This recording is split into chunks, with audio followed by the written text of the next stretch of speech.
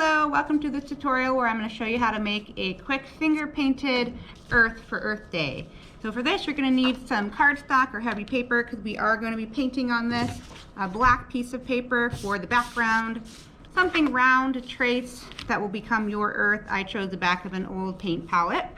You'll need some scissors and glue and some blue, green, and white paint. So the first thing you want to do is get your earth traced out. I'm kind of putting mine up in the corner so I can use the rest of this.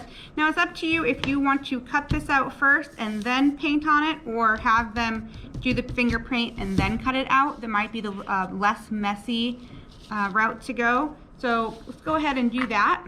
So if you think about the planet, we've got, when you look at the globe, you see some green and some blues and things like that. The greens, of course, being land and the blues being the oceans. So just have fun trying to fill in what you think would be some oceans and land. So I'm actually going to do the land areas first. I'm just going to take a dab of my paint with my finger, and I'm just going to dab it around here. And if you're doing it this way instead of cutting it out first, then you can go outside the lines, and that's okay because when it dries, we are going to just cut along the line and we won't have to worry about that. So this is always fun, is painting with your fingers. I'm going to do another little land mass down over here.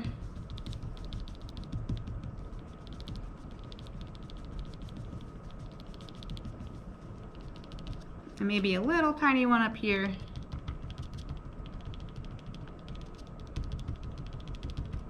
Doesn't have to be perfect. If you want to try to look at a globe or a map and see if you can replicate the land masses, that'd be kind of fun too.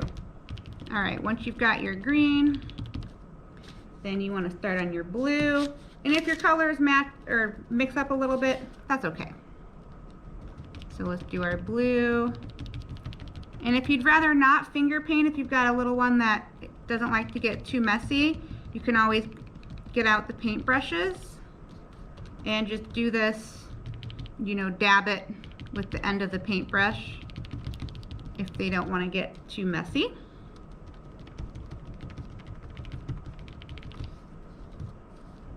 It's a fun sensation with the paint to kind of use your fingers. Finger painting is always a fun thing to do for any age, but especially for little ones. Okay, just a little bit more. I'm going to go a little bit into my land masses here, kind of mix it around a little bit. And done. Okay, so I'm going to go ahead and put this off to the side. I'm going to let it dry a little bit.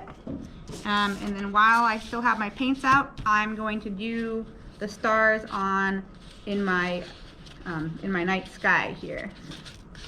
So out here in the galaxy where our Earth is, we gotta have some stars that we're gonna do. So you're gonna take your white paint and dab your finger in there again, and we're just gonna dab all over, big stars, little stars. When you start running out of paint, go ahead and get some more paint. Put it all over here.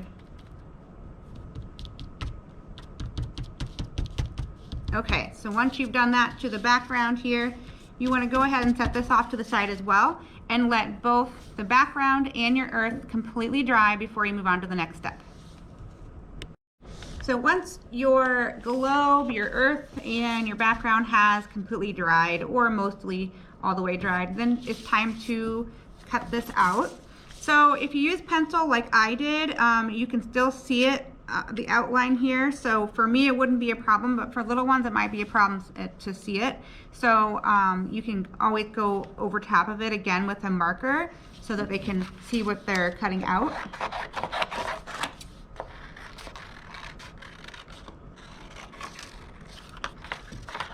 I like doing it this way where you paint before you cut it out, because I like to be able to go all the way to the edge and over the edge so it has a more finished look to it. But it's always just one of the options. Okay, here we go. So then all you do is flip it over, get some stick glue, and put a nice thick coat on the back, because this paper will have a tendency of curling up because of the paint you've just put on it and the moisture that's in it. But if we get a good layer of glue, you should be all right. It should flatten itself out. Okay. And then you flip it over and put it in the middle of your sky here and press down all the edges, and there you have it. Now once you're sure this is completely dry, you can actually put this between a big book if you want it to press down and get a little bit flatter. But otherwise, there you go. There is your Earth in the Sky for Earth Day.